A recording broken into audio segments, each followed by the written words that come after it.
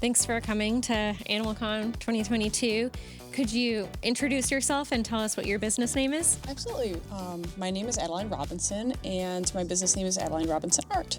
So I create reptile art and try to do illustrations and bring the animals to life as best as I can.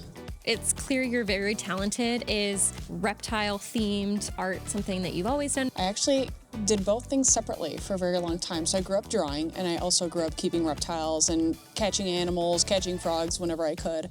Did a lot of artwork in high school and then stopped because I had a career in the animal industry, and so I was working with them hands-on. Never really thought to cross both of them until a couple years ago where I started drawing some animals.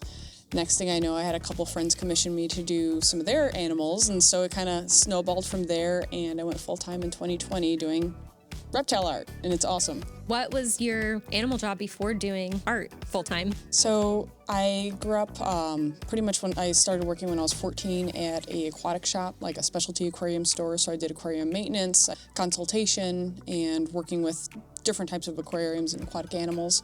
Worked at the Wildlife Discovery Center in Lake Forest, so there was a lot of really cool venomous species and crocodilians, and I was super jazzed to work with them. I've worked at horse stables and then at small mom and pop pet stores that specialized in proper education, only keeping animals in the store that they believe can be cared for well by the public. And so responsible keeping has always been kind of the number one thing at all the places that I've worked. Then you said you also grew up drawing. Did you explore other mediums first? I've played with a little bit of everything. So I've always drawn since I was little, but I did ceramics. My grandfather is a jeweler, so he introduced me to lost wax casting. And so I've tried a bunch of different, techniques and a bunch of different mediums, and I had fun with a lot of them. I fell in love with Copic markers in particular when I tried them out a couple years ago, and it just kind of swept me up. And next thing I know, I'm getting more and more packs, and that's kind of my main medium that I use now because they're a lot of fun to play with. And how long would you say for something this size does it take you from start to finish?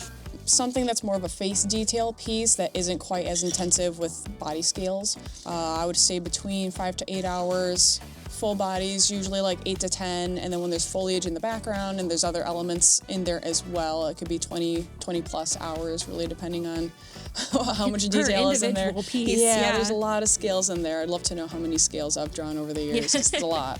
That's cool. And then you also are really heavily involved in like USARK auctions. And yes. For every large show that I go to, there typically is a USARK auction at the end of the day on Saturday. So what I started doing, it almost started by accident because I'd normally bring some artwork to put into the auction. And one year I didn't bring anything and I felt awful. I was like, oh no, I gotta donate something really cool.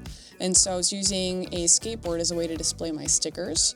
And what I did is I flipped it over and I drew a Gila monster and a Mojave rattlesnake with some cactus on the back and try to do like a big, cool, detailed piece so that way I can put it into the auction. And it went for, a pretty price, which was awesome because I wanted to help as much as I could. And I think part of that was people were watching me do it at the show. So now, usually Saturday, I spend the entire day working on creating something that will be in the auction that evening and then see how much it goes for. So it's been a lot of fun creating all kinds of different stuff like bottles, canvases, surfboard. So I'll use just about anything I can to make something cool from it. Would you say you have a preference for what you like to draw, reptiles, amphibians, or? It's tough because I like a lot of things. I feel like because I've been in the reptile industry for so long, that's kind of been like my go-to because I love reptiles. Horses are actually what I started drawing a lot growing up. So I'd love to do some more horse artwork as well, some more aquatics too. And, I've worked with birds too, so I'd like to do some of that. So it's tough because there's just so many amazing animals out there.